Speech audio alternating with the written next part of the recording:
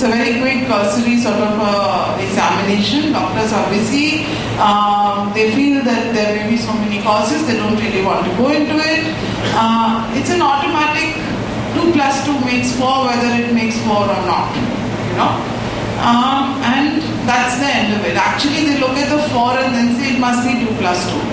So they send the child off, and then it's much later that the parent actually finds out, maybe a year, 2 years, 3 years later, that the parent finds out that actually my child is deaf. Now by then you've lost the early intervention years when you could have done a lot of intervention and achieved a lot of functionality. There is another issue where it's,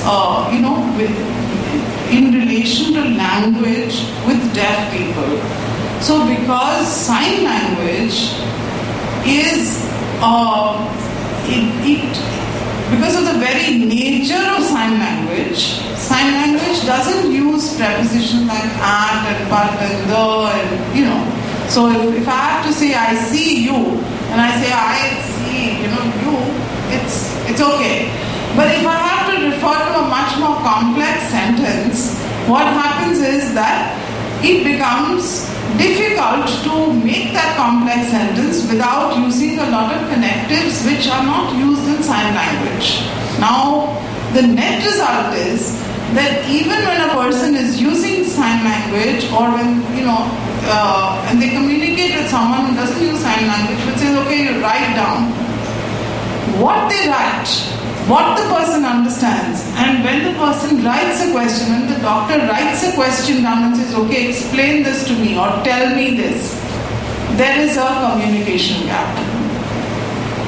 And that communication gap in diagnosis sometimes ends up taking you in the wrong direction.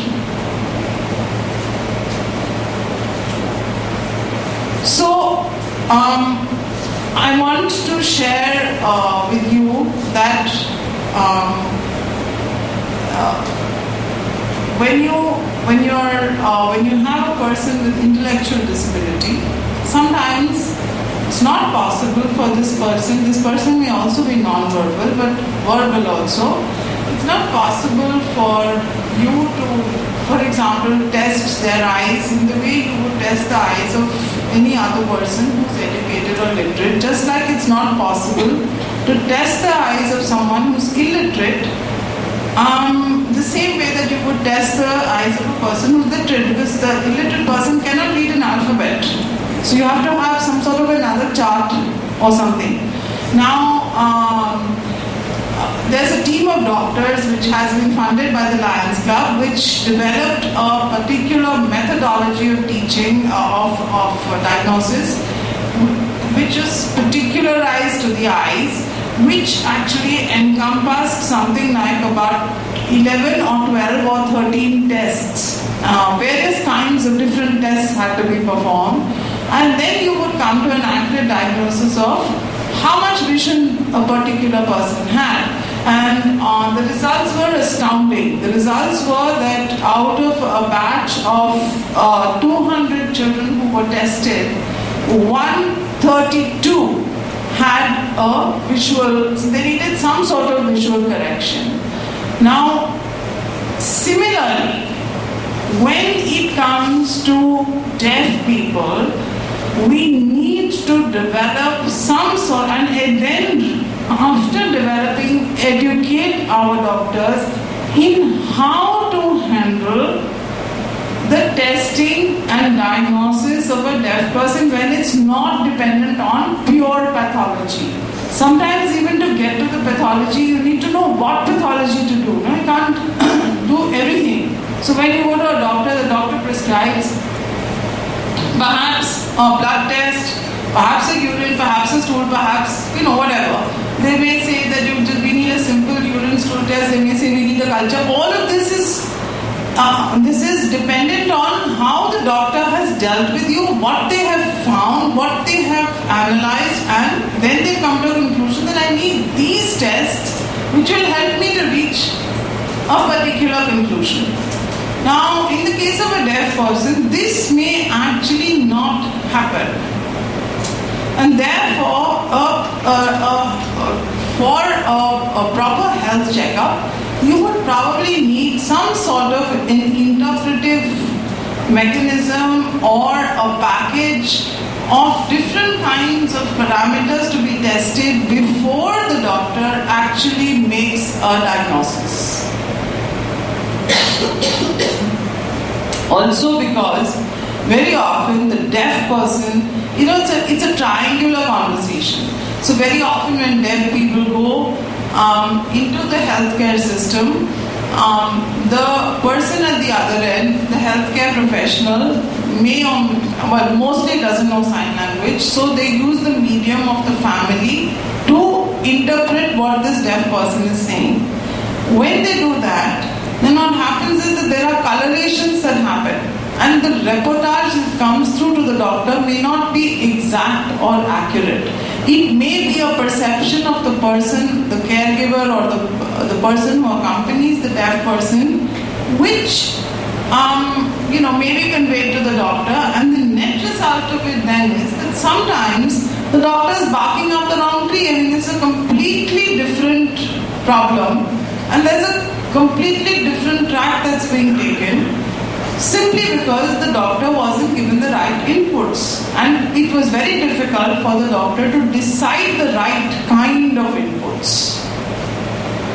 Of course, with deaf people, you have this problem of alternative medicine, alternative therapies.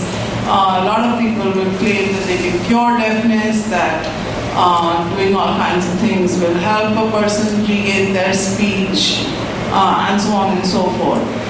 Having said that, I also have to say that there are certain areas where alternative medicines may probably, I don't think it would apply so much in the case of deaf people, but in general, there are certain areas where alternative medicine and alternative therapies do help. I know a lot of deaf people who benefited with yoga, for example. It's a calming process in certain spheres. So the point is, but that all of this, there are two problems with alternative therapies and alternative medicine. One is that we have absolutely no idea of how it works. So we always look at the result to determine whether or not it's good or bad. Whereas in allopathic medicine, we have not only the end, which is the result, but we also have the process by which that result actually happens, because there's a whole lot of research that goes into it. There's a whole lot of, whatever that goes into it, and it's a documented process. I think there's a huge need to document alternative therapies. And there's a huge need to see where they actually are effective and probably have certain medicinal or curative value, and where they don't. Right now what's happening is that it could work and it could not. We have no idea why it works. We have no idea whether it's right or wrong. We have no certification for it, and I think that's where we really need to focus. We need to look at that aspect of it. Yeah. So, any questions?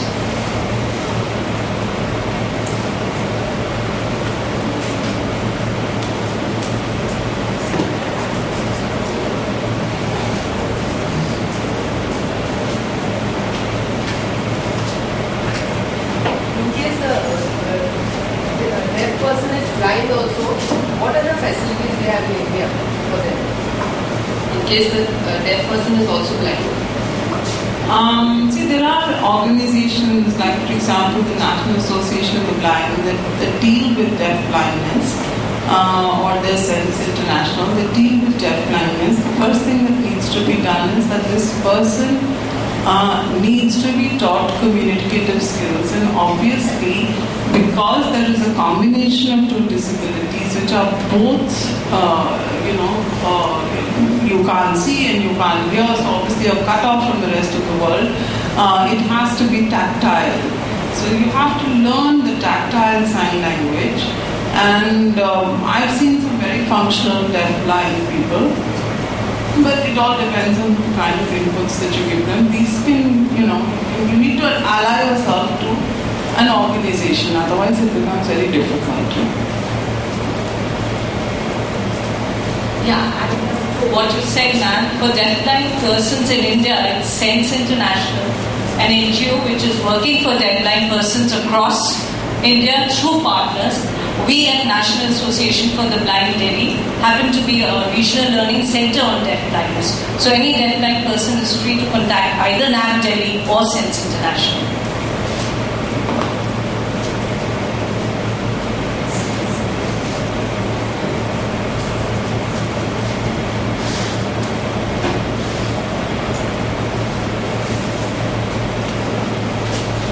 I don't know whether to take it that my presentation was very good or it was very bad, because there are no questions.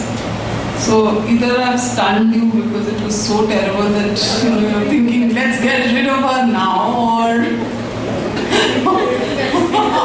I've left nothing to chance and everything has already been answered. I don't know which one. Nita Sharma has some questions. Nita Sharma has some questions. Can the interpreters ask? My question is not about, there are many helplines available, but this is not accessible to people here in Japan. Yes. So similarly, what kind of alternate we can think about where people hearing impaired can access all this information and we can contact the people when they are in need?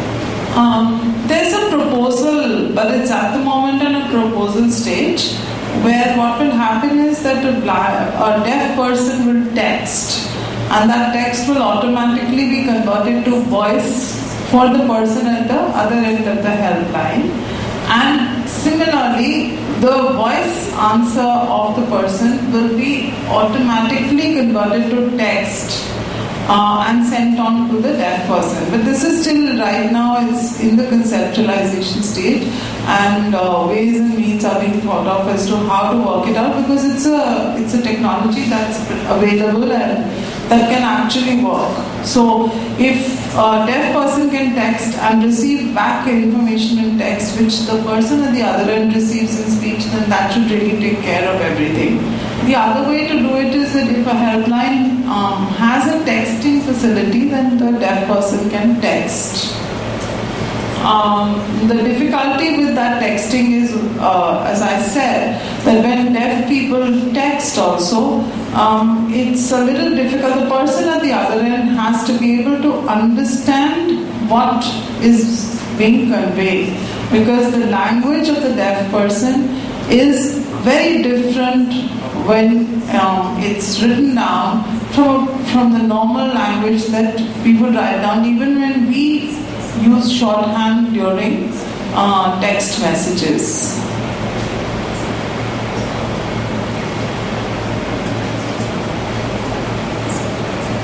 Anybody else? Any questions?